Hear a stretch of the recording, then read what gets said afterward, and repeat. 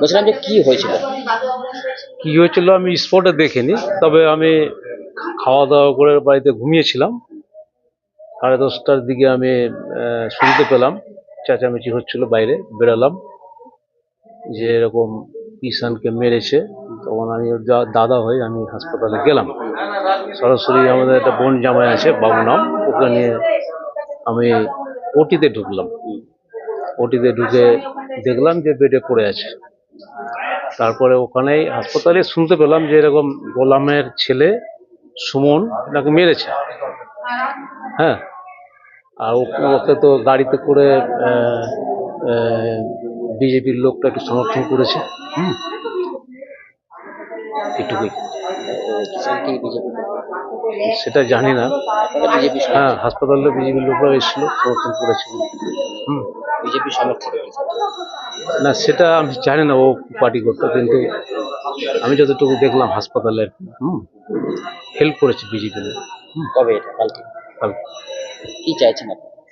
আমরা শাস্তি চাইছি, যে অন্যায় করেছে, অন্যায় তো শাস্তি দিতে হবে, তাই না?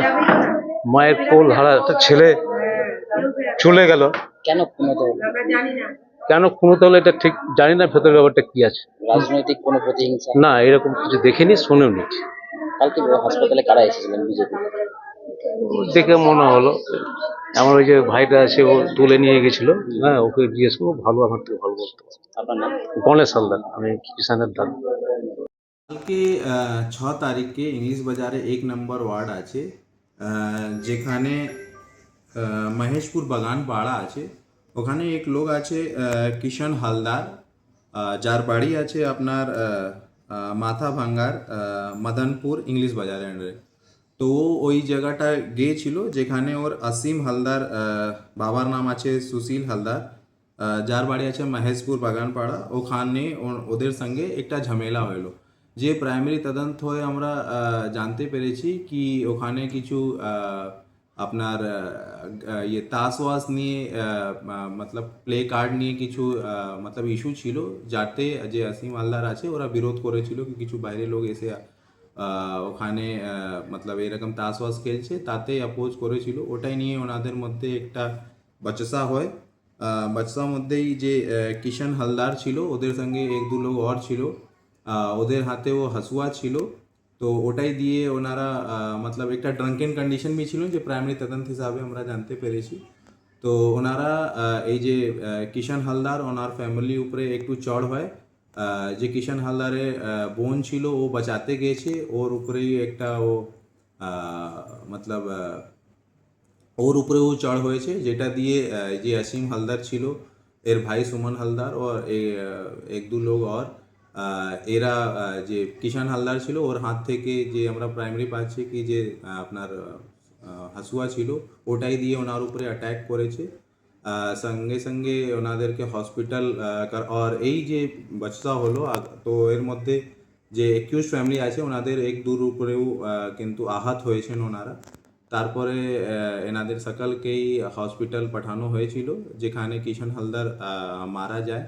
এই ঘটনাতে পুলিশ 3 লোককে এখন আটক করে রেখেছে, যার নাম আছে আপনার অসীম হালদার, তারপরে সুব্রত হালদার আর মনোজ হালদারকে 3 লোককে আটক করেছে। স্পেসিফিক কেস এখন পুলিশ লাজ করছে, তারপরে আমরা স্যার, আরেস্টে দিই। উইপেনটা কি রিকভারি হয়েছে?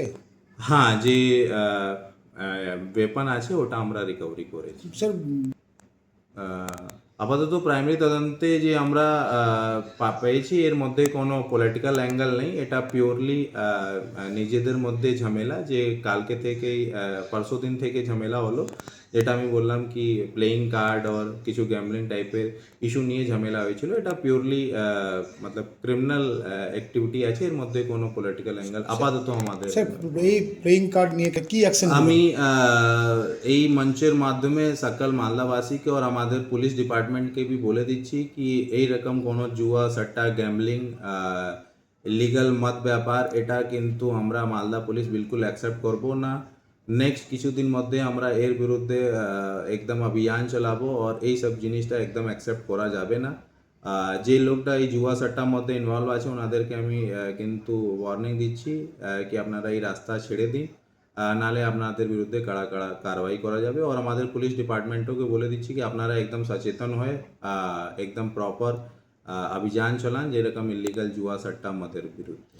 যিনি মারা গেছেন প্রাইমারি যে লোকাল লোক মারফতে খবর পেয়েছে কি ও একটা অসামাজিক তত্ত্ব ছিল।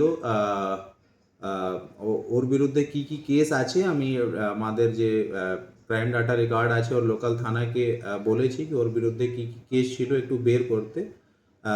আমরা পেয়ে যাব কি ওনার বিরুদ্ধে কি কি স্পেসিফিক কেস ছিল, কিন্তু প্রাইমারি যা জানা যাচ্ছে কি একটা অ্যান্টি সোশ্যাল টাইপের অ্যাক্টিভিটি ছিল।